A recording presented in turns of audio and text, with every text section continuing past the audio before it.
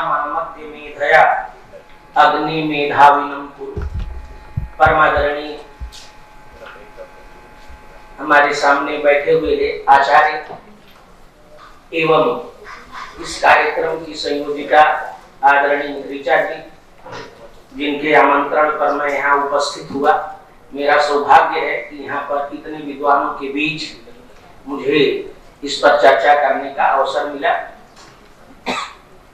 इस पूरे चर्चा सत्र में 2-3 विषय हैं जिन विषयों पर हमें विचार करना है। पहला विषय है सोशल वर्क और सोशल वर्क के लिए क्या निष्काम सेवा मॉडल हो सकता है और ये अल्टरनेटिव मॉडल कैसे हो सकता है और मेन स्ट्रीम सोशल वर्क क्या है और इसको कैसे जोड़ा जाए। और पूरे इंडिक ट्रेडिशन, जैन बौद्ध वैदिक हो या श्रमण हो, सबकी कर्म की एक ही परंपरा, क्योंकि पूरे भारतीय ज्ञान परंपरा में कर्म आधारित ही व्यवस्था है। ये सृष्टि ही कर्म आधारित है और कर्म के आधार पर ही हम जीवन जीते हैं। शास्त्र कहता है कि शरीर जो है वो कर्म फल के अनुसार है। भोगायतनम शरीरम, ये किसी का भी शरीर, केवल मेरा मनुष्य का नहीं, संपूर्ण चराचर जगत का जो शरीर है वह कर्म फल के ही अनुसार है। और उस कर्म से मुक्त होना ये संपूर्ण ज्ञान परंपरा का लक्ष्य है। क्यों लक्ष्य है? क्योंकि हमारे जीवन के 4 पुरुषार्थ हैं, धर्म, अर्थ, काम और मोक्ष। और मोक्ष पुरुषार्थ तभी प्राप्त होगा जब कर्म क्षय हो। और कोई नास्तिक आस्तिक नहीं है दीपक जी। नास्तिक शब्द जैन या बौद्ध या चार्वाक के लिए कहना उपयुक्त नहीं, क्योंकि उन्होंने कभी अपने को नास्तिक नहीं कहा। ये हमने उनके ऊपर आरोप लगा दिया आप नास्तिक, क्योंकि नास्तिक वो होता है जो अदृष्ट में विश्वास न करे। अदृष्ट क्या होता है? कर्मफल, पुनर्जन्म, इन सिद्धांतों को जो मानते हैं वो सब आस्तिक है। इसीलिए सारी ज्ञान परंपरा में, चाहे जैन हो चाहे बौद्ध हो, चार्वाक ने आत्मा को नहीं स्वीकार किया, ऐसी बात नहीं। उन्होंने भी कहा शरीरम एवं आत्मा, इंद्रियम आत्मा, केवल आत्मा के स्वरूप पर भेद है, मोक्ष की स्वरूप पर भेद है। मोक्ष का स्वरूप भिन्न भिन्न है। जैन कहता है सम्यक ज्ञान, सम्यक चरित्र और सम्यक दर्शन मोक्ष मार्ग है, चरित्राणि मोक्ष मार्ग। तो मोक्ष का स्वरूप में भेद हो सकता है। उन्होंने चार्वाकों ने भी कहा मरणम एवं मोक्ष, मरना ही मोक्ष है। तो मोक्ष का कॉन्सेप्ट, आत्मा का कॉन्सेप्ट, पुनर्जन्म का कॉन्सेप्ट भी, अब पुनर्जन्म जिसको हम चार्वाक कहते हैं, चार्वाक ने क्या गलत कहा? उसने कहा कि भस्मीभूतस्य देहस्य पुनरागमनम कुतः, जली हुई शरीर का पुनः आगमन कहाँ होता है? किस दर्शन में होता है? किसी दर्शन में नहीं होता। सायणाचार्य ने ऋग्वेद भाष्य भूमिका में पूर्व पक्ष में उठाया कि भाई आप लोग कहते हैं मीमांसक, एष यज्ञायुधि यजमानम अंजसा स्वर्गलोकम प्रयाति।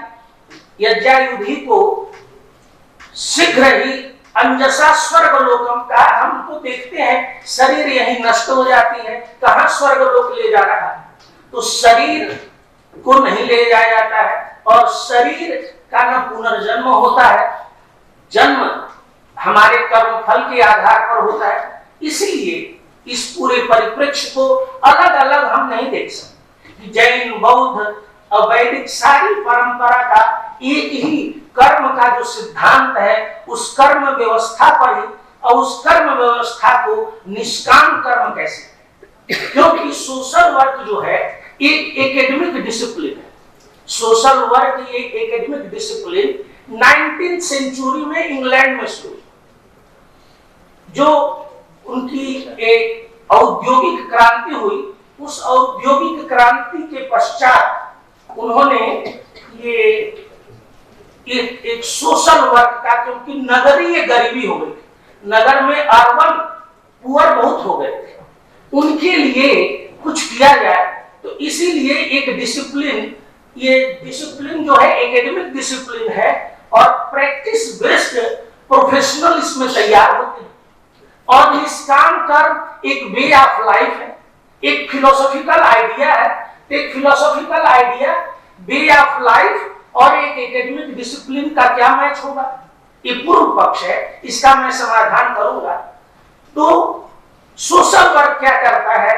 व्यक्ति, परिवार, समूह, समुदाय के बेसिक नीड को पूरा करता है। बेसिक नीड जो है उनके लिए, जो गरीब है, जो असहाय है, उनका उद्देश्य है। और इसीलिए इसका रिलेशन, सोशल वर्क का रिलेशन मनोविज्ञान के साथ है, समाज शास्त्र के साथ है, लॉ के साथ है, स्वास्थ्य के साथ है, पॉलिटिकल साइंस के साथ है, कम्युनिटी डेवलपमेंट के साथ है, इकोनॉमिक्स के साथ है। इसलिए सारा जुड़ा हुआ।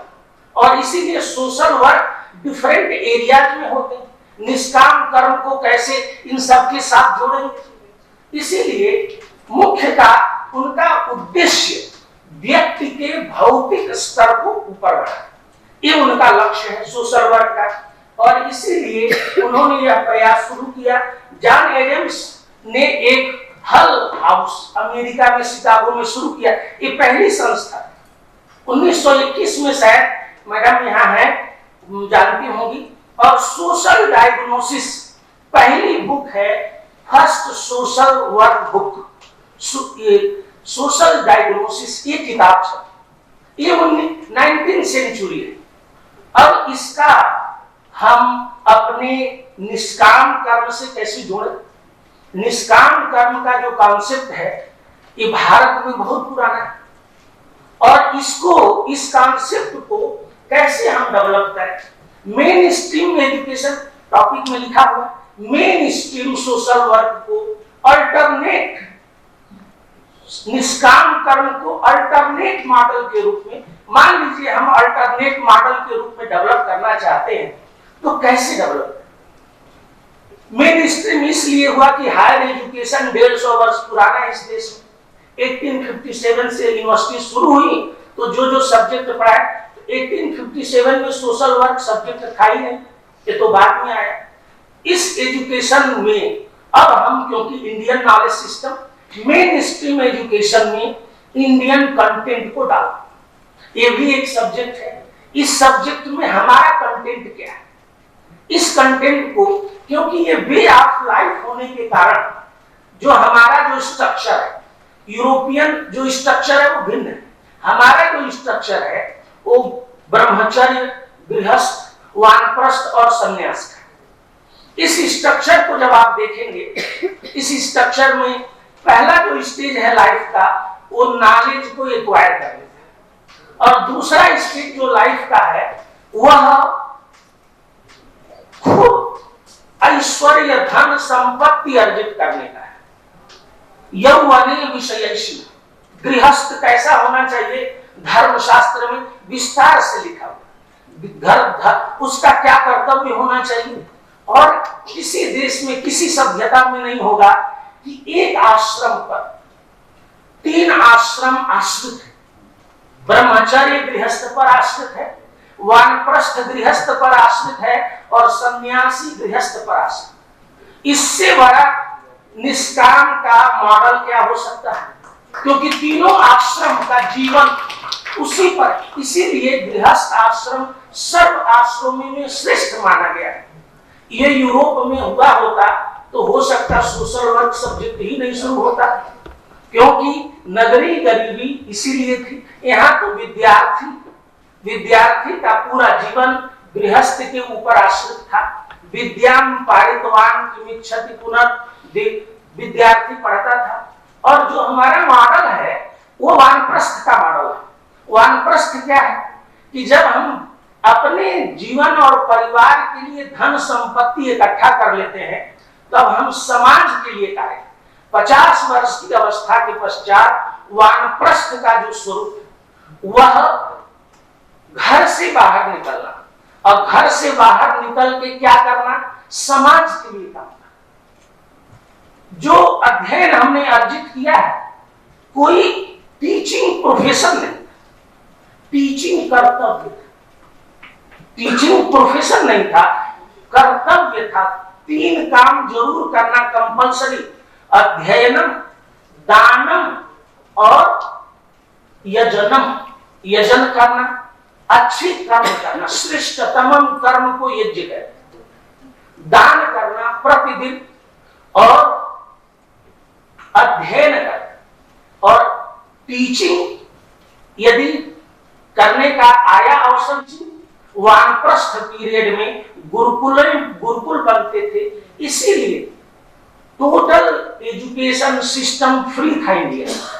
ये तो पैसे लेके पढ़ाने का अवसर बाद में आया। तो हमारे जो वानप्रस्थी थे वह निष्काम सेवा करते थे, पूरे समाज, वो हमारा मॉडल है कि किसी भी क्षेत्र में चाहे सर्विस हो, सेवा हो या अध्ययन हो या अन्य कोई जंगलों की रक्षा हो, तो जो वानप्रस्थ का मॉडल है हमारा, वह वानप्रस्थ का मॉडल कोई पैसा नहीं लेता, कुछ काम जो अपने लिए नहीं करना, परिवार के लिए। यहाँ कहा गया कि यदि पत्नी चाहे तो वानप्रस्थ में ले जा सकते, लेकिन पूछ कर, यदि वह चाहती है कि हम अपने बच्चों के साथ रहें तो उनके पास रहने देना चाहिए और आपको घर से निकल जाना चाहिए। यही तो सोशल वर्क है। यहाँ जो सोशल वर्क है वो पेड है, तो तनख्वाह लेकर के सोशल वर्क के प्रोफेशनल काम करते हैं, यहाँ तनख्वाह नहीं इस मॉडल में। इसीलिए इस निष्काम सेवा शब्द मिताक्षरा ने यूज किया है या जबलपुर के टीकाकार, क्योंकि सेवा के डिफरेंट एस्पेक्ट, बहुत सारे अर्थ हैं। जैसे भक्त हरिम सेवते, भक्त हरि की सेवा करता है, माता पुत्रम सेवते, माता पुत्र की सेवा करता है, और राजपुरुष राजानम सेवते, राजपुरुष राजा की सेवा करता है। तो राजपुरुष होते गवर्नमेंट एम्प्लॉय। उन्होंने कहा, जिसको आजकल हम सर्विस ट्रांसलेशन कहते हैं, वेतन ग्रहणेन आज्ञाकरणम सेवा, तनख्वाह लेकर के काम करना ये सेवा। ये याज्ञवल्क्य की स्मृति 11वीं सेंचुरी मिताक्षरा ने लिखा। लेकिन माता वेतन लेके पुत्र की सेवा नहीं करती, गुरु शिष्य की सेवा या शिष्य गुरु की सेवा वेतन लेके नहीं करते, और न भगवान की सेवा हम वेतन लेके करते हैं। तो इसमें वेतन नहीं, लेकिन सोशल वर्क में वेतन है, निष्काम सेवा में वेतन नहीं। अब ये कर्म के 3 एस्पेक्ट जिसको हम कहते हैं, क्योंकि नहीं कश्चित क्षणम, किसी भी ट्रेडिशन में, जैन बौद्ध सिख वैदिक कोई ट्रेडिशन हो, बिना कर्म के हम रह नहीं सकते। नहीं कश्चित क्षणमपि जातु तिष्ठत के कर्म के बिना नहीं रह सकते। तो ये कर्म के 3 एस्पेक्ट है, एक नित्य कर्म है, एक नैमित्तिक कर्म है और एक काम्य कर्म है। और नित्य कर्म कंपल्सरी है और नैमित्तिक कर्म भी कंपल्सरी है। केवल काम्य कर्म जो है उसी से बंध और मोक्ष होता है। पूरा जैन दर्शन कर्म बंध और कर्म क्षय की यात्रा है, कर्म बंध से लेकर के कर्म क्षय। और ये कर्म बंध और कर्म क्षय क्यों होता है, कर्म बंधन क्यों होता है? तो हम राग से, काम क्रोध लोभ मोह आदि के कारण हम कर्म बंधन में पड़ते हैं। कर्म कंपल्सरी है, अब कर्म हमारे लिए बंधन बन जाता है। और उसी बंधन के क्षय के लिए क्यों बंधन बनता है? क्योंकि हम चाहे जैन हो, बौद्ध हो, सिख हो, सब में आत्मा नित्य शुद्ध बुद्ध चैतन्य स्वभाव, वो निर्लिप्त है। और यदि हम अपने उस स्वरूप को जान लें तो जैन दर्शन नहीं कहता है कि आत्मा जो पुद्गल है, कर्म पुद्गल, उस कर्म पुद्गल के कारण बंध में पड़ता है, और उसका जब तक क्षय नहीं होगा तो प्योर जो आत्मा आत्म भाव है उसका बोध नहीं होगा। तो कर्म बंध और कर्म क्षय की यात्रा यही हर दर्शन में। तो कर्म बंध क्यों होता है? कर्म बंध तब होता है जब हम काम में कर्म करते हैं। इसीलिए वेदांत में कर्म की समाप्ति पर ही मोक्ष होगा। और इसीलिए कोई जरूरी नहीं है कि इसी जीवन में कर्म मोक्ष हो, इसी जीवन में मोक्ष हो जाए। जन्म जन्मांतर लेना पड़ सकता है, क्योंकि हमें पता नहीं है कि हमने कितने कर्म किए, क्योंकि विगत जन्मों के कर्म। तो इसीलिए चाहे जैन हो, चाहे बौद्ध हो, चाहे सिख हो, इन तीनों परंपराओं में कर्म के काम्य कर्मों को रोकना। क्यों काम्य कर्मों को रोकना? क्या दिक्कत हो गई? दिक्कत यह है कि हमारा लक्ष्य है मोक्ष। मोक्ष और मोक्ष तब तक नहीं होगा जब तक कर्म काम्य कर्म समाप्त न हो। और काम्य कर्म समाप्त होने के लिए हमें काम्य कर्म छोड़ना पड़ेगा, नहीं तो फिर से जन्म और फिर से मरण। हम मोक्ष चाहते हैं कि जनन मरण से मुक्त हो जाए। इसीलिए इस मॉडल को हमारे सारे, क्योंकि यहाँ से क्वेश्चन आंसर के लिए हमें दिखाया जा रहा है, तो मैं इन विषयों को कैसे इसको समराइज किया जाए, निष्काम कर्म को कैसे सोशल वर्क के लिए, क्योंकि हमको क्रिएट करना पड़ेगा निष्काम कर्म एज ए डिसिप्लिन। क्योंकि हम सारे एज ए प्रैक्टिसिंग फिलोसोफर हैं। हमारी जो दर्शन है, जो वेस्ट का दर्शन है, वो प्रैक्टिसिंग है, और भारतीय जितने दर्शन स्कूल हैं वो प्रैक्टिसिंग। तो प्रैक्टिसिंग नॉलेज सिस्टम के 4 एस्पेक्ट, वेस्ट में वो एस्पेक्ट नहीं, यहाँ 4 एस्पेक्ट होते हैं: अधीति, बोध, आचरण और प्रचार। जीवन मोक्ष एक अवधारणा है, और इस अवधारणा को समझना, अधीति करना, बोध करना, आचरण करना और प्रचार। तो टीचिंग पहले प्रैक्टिस में आए, क्योंकि ज्ञानम भारत क्रियाम बिना, ज्ञान बोझा है प्रैक्टिस के बिना। तो हमारा जो नॉलेज सिस्टम है वो नॉलेज को एक्वायर करता है, नॉलेज को समझता है, नॉलेज को अपने जीवन में उतारता है, तब उसको टीचिंग करने की अधिकारिता मिलती है। इसीलिए हम जीवन निष्काम कर्म, ये टर्म जैन दर्शन में निष्काम कर्म नहीं है, गीता में भी निष्काम कर्म नहीं आया। वहां नैष्कर्म, कर्मणाम अनारंभात् नैष्कर्म्य पुरुषोऽस्मि। एक कर्मों के अनारंभ आजीवक संप्रदाय थे, वो कहते थे कर्म करना ही, अक्रियावादी, निष्क्रियतावादी। महाभाष्य के ग्रामर की किताब है, उसमें लिखा कि यदि शांति चाहते हो, मां कुरु कर्माणि मां कुरु कर्म। तो अक्रियतावादी लोग थे, उन लोगों के लिए समझाया गया कि भाई काम न करना ये नैष्कर्म्य नहीं है, काम करना नैष्कर्म्य है। अब कैसे काम करना? जो दूसरे के लिए, अष्टादश पुराणेषु व्यासस्य वचनद्वये परोपकारः पुण्याय पापाय। परोपकार करना, जो भी हम काम करते हैं अपने लिए नहीं करना, दूसरे के लिए करना। इसी को वेदांत में समझाया गया। यदि मोह हो, ममत्व हो, तो क्या करना? न कर्तव्य ममकारम, मेरा मेरा मत कर। यदि करने की इच्छा हो तो सर्वत्र करो। तो इस मॉडल में नैष्कर्म्य का जो मॉडल है वो जैन में भी यूज हो सकता है, वेदांत में भी यूज हो सकता है, सिख में भी, जैन में भी, सारी परंपरा में। क्योंकि सारी परंपरा काम्य कर्मों का परित्याग करना चाहती है। अकाम्य कर्म के परित्याग से हम केवल जीवन मरण से मुक्त होंगे। अभिवादनशीलस्य नित्यम वृद्धोपसेविनः। सेविनः, सेवा क्या है कि आज्ञा करना ही नहीं है, उनका आदर सम्मान, ये सब विषय आए हैं। बहुत सारे संदर्भ हैं, लेकिन समय नहीं है, क्वेश्चन आंसर के लिए दिखाया जा रहा है। तो इसलिए मैं इन्हीं शब्दों के साथ अपनी वाणी को विराम देता हूं, और इसको एक नॉलेज सिस्टम के रूप में निष्काम कर्म एज ए फिलोसॉफिकल आइडिया नहीं, as a discipline, as a way of life हमें डेवलप करने के लिए इसके social, political, legal, economic aspect पर भी विचार करके, क्योंकि ये सब धर्मशास्त्र में विस्तार से इस पर विमर्श हुआ है। और धर्मशास्त्र का विमर्श वही जैन धर्मशास्त्रों में है, वही बौद्ध धर्मशास्त्रों में है। क्योंकि मध्यम प्रतिपदा का मार्ग हो, चाहे पंच महाव्रत का मार्ग हो, चाहे अष्टांग योग का मार्ग हो, चाहे मीमांसा का कर्म थियरी हो, चाहे वेदांत का ज्ञान पद्धति हो, सब में ये फिट बैठता है। इसलिए इन्हीं शब्दों के साथ अपनी वाणी को विराम देता हूं। बहुत बहुत धन्यवाद।